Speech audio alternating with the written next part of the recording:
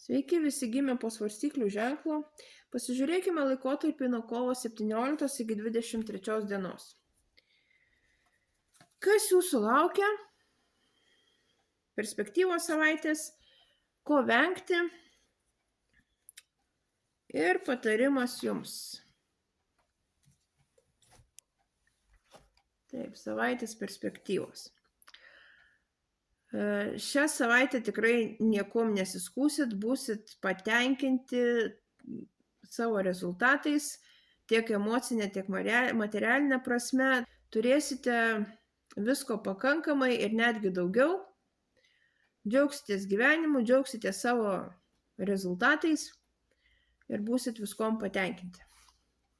Ko vengti?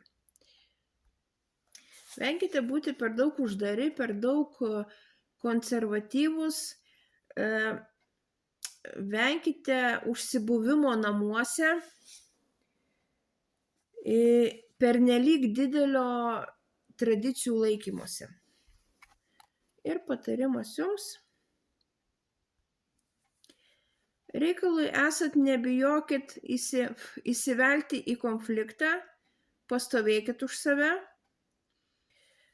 Taip pat neįsivelkite į neaiškius reikalus.